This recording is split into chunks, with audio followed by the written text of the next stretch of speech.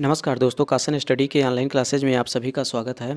दोस्तों, जैसा कि आप सभी को मालूम है कि हाल ही में यूपीपीसीएल टीजी2 का एग्ज़ाम होने वाला है और कंप्यूटर के सेशन में पास होना ज़रूरी है। तो दोस्तों, यहाँ पर हम आपके लिए कंप्यूटर के कुछ वेरी इंपॉर्टेंट क्वेश्चन लेकर के आए हैं जो आपके एग्ज़ाम की दृष्टि से बहुत इंपॉर्टेंट है।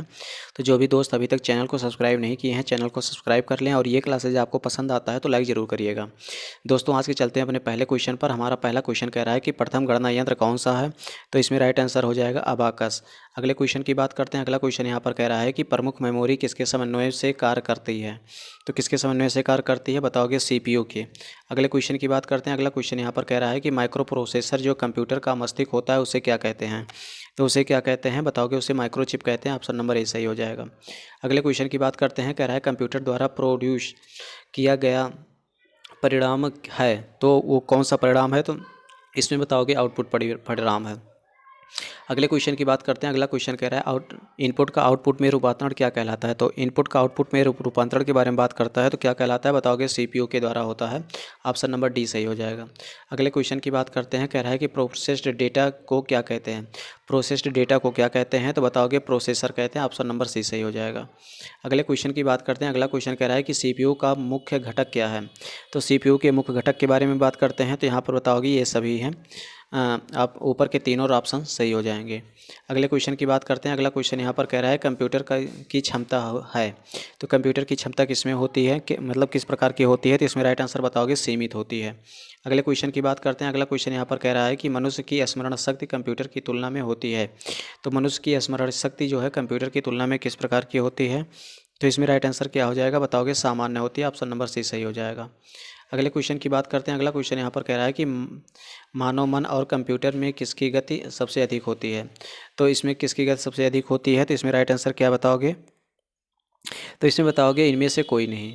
मतलब अगर यहाँ सॉरी दोस्तों, यहाँ पर ये देखा जाए कि इन दोनों में सबसे तेज़ किसकी गति होती है? बताओगे मानव मन की गति होती है। अगले क्वेश्चन की बात करते हैं। अगले क्वेश्चन की बात करते हैं। अगला क्वेश्चन यहाँ पर कह रहा है कि सीपीयू के एएलयू में होते हैं। सीपीयू के एएलयू में क्या होते हैं? तो बताओगे रजिस्टर होते हैं। ऑप्शन नंबर ए सही हो जाएगा। अगले क्वेश्चन की बात करते हैं। अगला क्वेश्चन यहाँ पर कह रहा है कि गणना और तुलना के लिए कंप्यूटर के किस भाग का प्रयोग किया जाता है? तो गणना और तुलना के लिए कंप्यूटर के किस भाग का प्रयोग किया जाता है? तो इसमें राइट आंसर क्या बताओगे? बताओगे डिस्क यूनिट का प्रयोग कर सॉरी दोस्तों, यहाँ पर आप लोग कहोगे एएलयू का प्रयोग करते हैं। ऑप्शन नंबर ए सही हो जाएगा।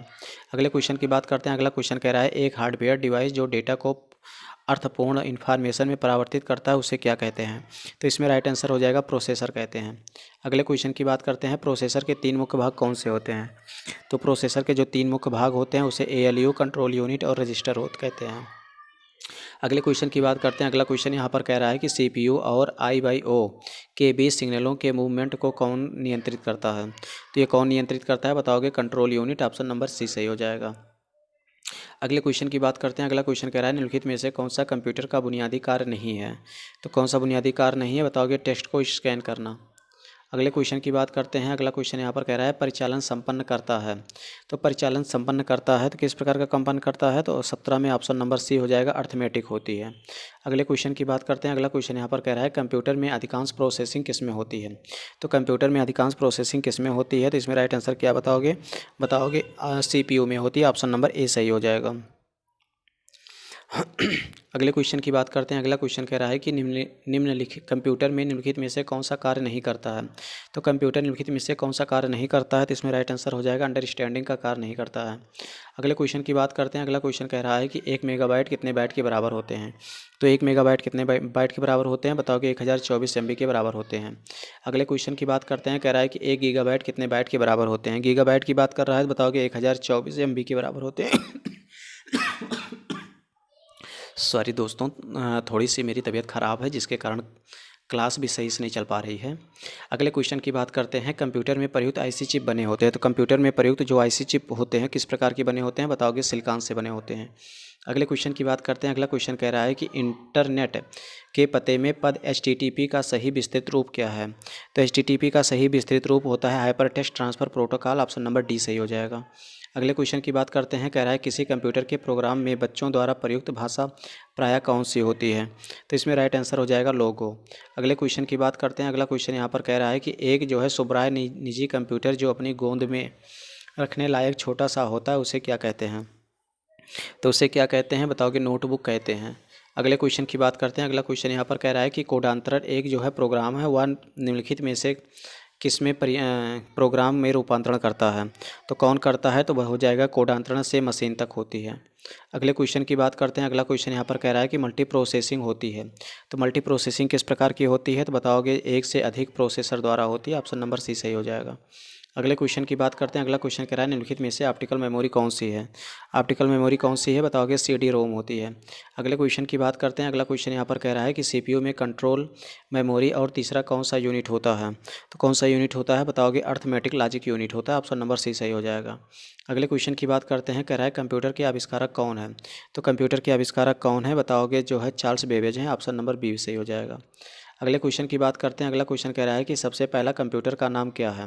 सबसे पहला कंप्यूटर के नाम के बारे में कहता है तो ऑप्शन नंबर डी हो जाएगा ईनेक कंप्यूटर। अगले क्वेश्चन की बात करते हैं। कह रहा है कि आधुनिक कंप्यूटर की खोज कब हुई थी? तो आधुनिक कंप्यूटर की खोज कब हुई थी? तो इसमें राइट आंसर क्या हो जाएगा? बताओगे ऑप्शन नंबर ए 1946 में हुई थी। अगले क्वेश्चन की बात करते हैं। अगला क्वेश्चन यहाँ पर कह रहा है कंप्यूटर के क्षेत्र में महान क्रांति कब से आई? कंप्यूटर के क्षेत्र में महान क्रांति कब से आई? तो इसमें राइट आंसर हो जाएगा कि ऑप्शन नंबर बी 1966 से हुई है। अगले क्वेश्चन की बात करते हैं। अगला क्वेश्चन यहाँ पर कह रहा है कि जो है कंप्यूटर का हिंदी में नाम क्या है? तो कंप्यूटर का हिंदी में नाम क्या है? बताओगे संगणक है। ऑप्शन नंबर ए सही हो जाएगा। अगले क्वेश्चन की बात करते हैं। अगला क्वेश्चन कह रहा है कि सीपीयू का पूरा नाम क्या है?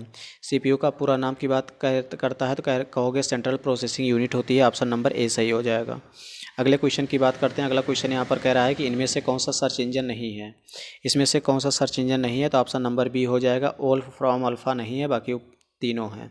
अगले क्वेश्चन की बात करते हैं। कह रहा है निम्नलिखित में से कौन इनपुट इकाई नहीं है?